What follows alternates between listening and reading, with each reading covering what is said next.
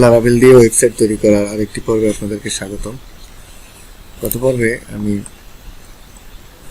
Settings একটি table বানিয়েছিলাম আমার ডাটাবেজে।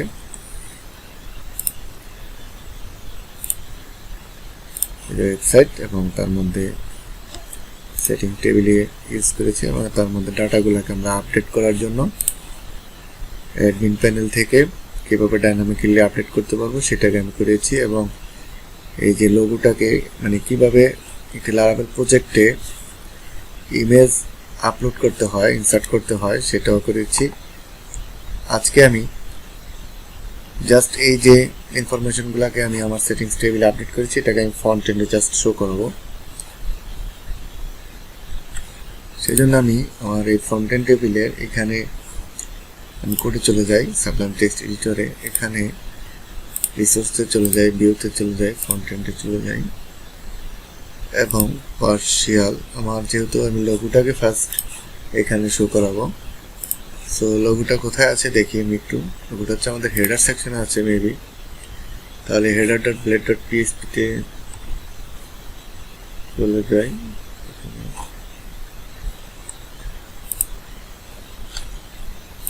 এখানে header.blade.php ব্ল্যাঙ্ক দেখাচ্ছে, মেবি আমি মাস্টারের যে ফুল লেআউটটা রেখেছি এটাকে ভাগ করিনি। তো এটাকে আমরা একটু আলাদা করে নিই, হেডার এবং ফুটারগুলোকে, স্লাইডারগুলোকে আলাদা করে নিই, আমাদের কাজ করতে সুবিধা হবে। সেই জন্য আমি একটু ব্যাকএন্ডে আমি টেমপ্লেটটাকে একটু আলাদা করে নিই যাতে আপনাদের ভিডিওতে সময় কম লাগে। সেই জন্য আমি কিছুক্ষণের জন্য ভিডিওটাকে পজ করছি, তারপর আবার ভিডিওতে ফিরে আসবো। তো আমি এটাকে টেমপ্লেটিং করেছি। এটা অ্যাকচুয়ালি আমি আপনাদেরকে এই জন্য দেখাইনি কারণ আমি ব্যাকএন্ডে কিন্তু এটা একবার দেখিয়েছি আপনাদেরকে। ব্যাকএন্ডে যখন আমি আমার অ্যাডমিন প্যানেলটাকে টেমপ্লেটিং করেছি তখন অবশ্যই আপনারা এটা দেখেছেন, না দেখে থাকলে আবার দেখে আসতে পারেন। এবং আমার এখন যে হেডারের মধ্যে আমি আমার সেই লোগোটাকে পাবো এখানে অ্যাকচুয়ালি। তো এই জায়গায় হচ্ছে আমাদের যে টপ বার আছে, এটা মূলত একটা টপ বার, এই যে উপরে টপ বারটাও আমরা এখন ঠিক করে ফেলবো। তো তারপর আমাদের এই পুরো সাইটটা কোত্থেকে রান করছে সেইখানে আমরা আগে ফার্স্ট চলে যাবো। সেটা হচ্ছে আমাদের যে web.php আছে, web.php-র মধ্যে যে কন্টেন্ট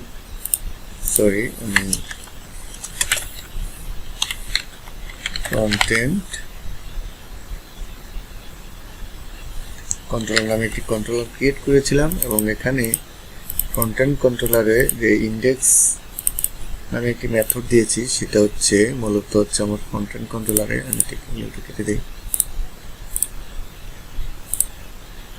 হচ্ছে ফ্রন্টেন্ড কন্ট্রোলার। এখানে যে ফ্রন্ট ভিউটাকে আমি রিটার্ন করেছি মূলত ফ্রন্টেন্ড ফোল্ডার থেকে index.blade.php-র মধ্যে এখানে ইন্ডেক্স লিখেছি, ব্লেড লেখা লাগে না, পিএসপি লেখা লাগে না।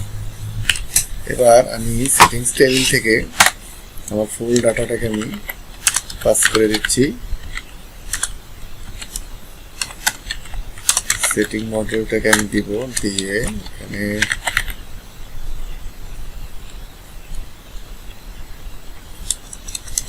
এখানে আমি ফাইন্ড আর ফিল এই মেথডটা ইউজ করতে পারি।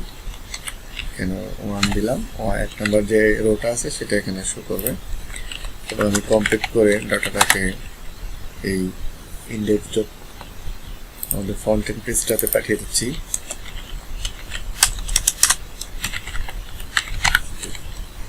এখন সেটিং নামে আমার এই ভেরিয়েবলের মধ্যে আমার সেটিং টেবিলে যতগুলো ডাটা আছে সবগুলো এখানে রাখলাম, এখানে আছে।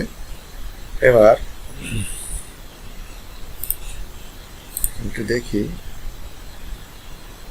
এখানে একটা প্রবলেম দেখাচ্ছে, কি বলছে অ্যাপ ক্লাস সেটিংস, যেই মডেলটা সেটিংস দিয়ে আমরা মডেলটা নিয়েছি এটা তো আমরা উপরে পাইতে হবে, সেটা দিইনি।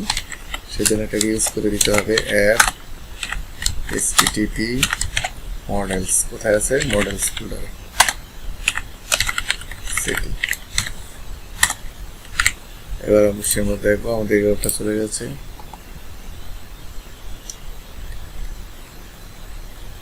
সরি, আমাদের কোথাও ভুল করেছি দেখি। http এখানে কি বলেছে? Frontend controller line number fail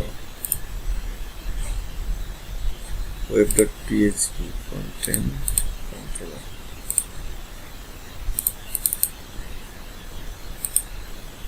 sorry, models মূলত হচ্ছে মডেল ফোল্ডারটা কোথায় আছে দেখি, অ্যাপের পরে এসটিটিপি না, এখানে আমরা ভুলটা করেছি, অ্যাপ ফোল্ডারের ভিতরেই হচ্ছে মডেলস ফোল্ডারটা, সেই জন্য। আমরা দেখছি আমাদের এখানে পেজটা আবার শো করেছে। এবার আমরা হেডারে চলে যাই। হেডারের মধ্যে থেকে কিছু পার্সিয়াল হেডার, এখান থেকে আমরা যে মোবাইল নাম্বারটা আছে এটা আমরা ডাইনামিক্যালি নিয়ে আসি। ডলার সেটিংস নামে সেটিং নামে আমরা ডাটাটা পাস করেছিলাম। এবার কলামের নেমটা আমরা একটু দেখে নিই। কলাম থেকে মোবাইল নাম্বার, মোবাইল লিখেছিলাম, সো আমি এখানে মোবাইল দিয়ে দিলাম। এবার যদি রিফ্রেশ করি দেখতে পারবো এই নাম্বারটা আমাদের, আমরা যে নাম্বারটা দিয়েছি সেই নাম্বারটা এখানে শো করেছে। তারপর দেব কি ইমেল নাম্বার, ইমেল দিই, হচ্ছে ব্লেড সিনটেক্স দিলাম, তারপরে ইমেল দিলাম।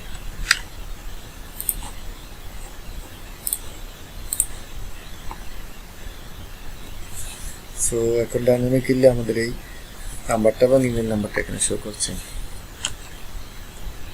এবং টপ বার যে হোম, টার্মস, প্রাইভেসি, সাপোর্ট, এগুলো হচ্ছে পেজের লিঙ্কগুলো আমরা পাবো যখন পেজের কাজ করব তখন। এখন আর কি কাজ করেছি আমরা, যে লোগোটার কাজ করেছি, লোগোটার কাজ করব। এখন লোগোটাকে আমরা এখানে পাবো। সো লোগোতে চলে যাই। লোগোটা হচ্ছে কোথায় আছে, এই যে ইমেজ ট্যাগটা, এখানে লোগোটা আছে। লোগোটা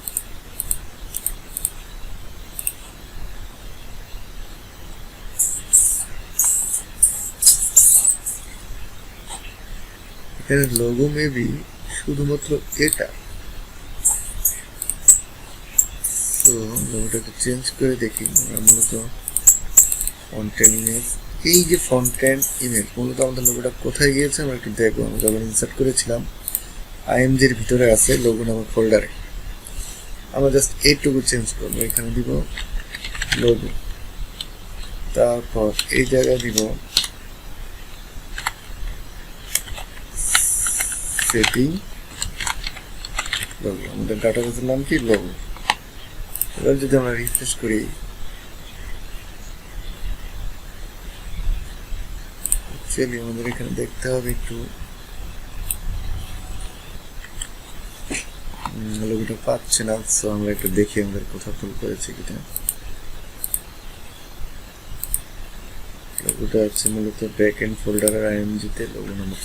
আচ্ছা, এখানে ফন্টেন্ট দিয়েছি, মূলত এটা ব্যাক এন্ড হবে, দিয়ে সিকে ব্যাক এন্ড। আর এটা হচ্ছে মূলত এখানে হবে। এবার একটু সেভ করে দেখি। হ্যাঁ, এই যে আমাদের লোগোটা চলে এসছে। আর আমরা লেখাটা রাখবো না এখানে, অল্টার ট্যাগটা ইউজ করতে পারেন আপনারা। অল্টার ট্যাগ ইউজ করতে হলে আমি এটা কপি করে জাস্ট এখানে পেস্ট করে দিই, অল্টার ট্যাগ হয়ে যাবে। সো লোগোটাও আমাদের এখন ডাইনামিক হয়ে গেছে, এটাও ডাইনামিক হচ্ছে। এবার এই যে লিঙ্কগুলো আমরা এখানে দিব, ফেসবুক, টুইটার, লিঙ্কডইন, ইনস্টাগ্রাম, এখানে চলে যাই।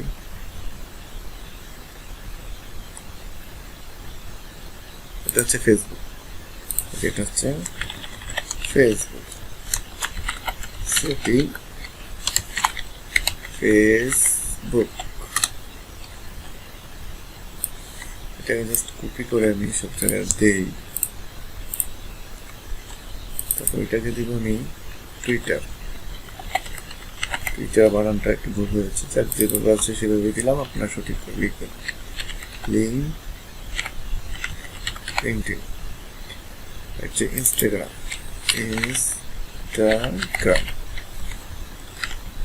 এবার আমি যদি এটাকে রিফ্রেশ করি, এবার এখানে দেখবো আমাদের লিঙ্কটা কি আসতেছে।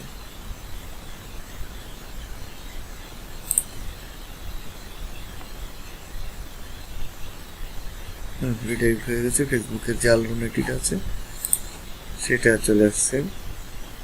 এবং টুইটারে কি আসতেছে দেখি। অ্যাকচুয়ালি আমি এখানে তো শুধুমাত্র একটা লিঙ্কই প্রত্যেকটা জায়গায় দিয়ে দিয়েছি, তো আপনারা আপনাদের মতো করে দিয়ে নেবেন, তাহলে এগুলা ঠিক মতো কাজ করবে। তো এখন হচ্ছে আমাদের যে কাজটা, এই হোম বাটনটা এখানে ক্লিক করলে সবসময় আমাদের হোম পেজটা আসবে। এখানেও আমরা একটু ডাইনামিক ক্লিক করে দিতে পারি। হোম বাটনটা হচ্ছে এখানে, এখানে এখানে দিয়ে দিতে পারেন URL নামক দিয়ে, এটা দিয়ে দিতে পারেন। তাহলে এবার হচ্ছে এখানে ক্লিক করে দেখি আমাদের এটা কাজ করছে কিনা। হ্যাঁ, ক্লিক করছি, এখানে এটা এখানে কাজ করতেছে।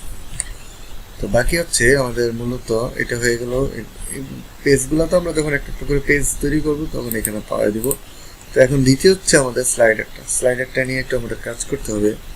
তো মাথায় রাখতে হবে আমাদের স্লাইডারটার জন্য কি কি রাখতে হবে। একটা হচ্ছে ইমেজের জন্য একটি কলাম রাখতে হবে, এই লেখাটার জন্য একটি কলাম রাখতে হবে, নিচের জন্য একটি কলাম রাখতে হবে, বাটনের জন্য একটি কলাম রাখতে হবে। তাহলে মোট কলাম রাখতে হবে কয়টি? 1 2 3 4টি কলাম রাখতে হবে আমাদের। তো সেই জন্য আমাদের স্লাইডার নামক একটি টেবিল ক্রিয়েট করব। এগুলো আমরা মূলত পরবর্তী ক্লাসে করব। নেক্সট ক্লাসে আমরা দেখাবো কিভাবে একটি স্লাইডার জন্য টেবিল ক্রিয়েট করা যায় এবং তার মধ্যে এই কলামগুলো ক্রিয়েট করে আমরা এর মধ্যে ডাইনামিকলি স্লাইডারগুলো ক্রিয়েট করবো এবং ডাইনামিকলি স্লাইডারগুলো এখানে আমরা শো করাইব। তো আজকের মতো এখানেই বিদায় নিচ্ছি। আল্লাহ হাফেজ।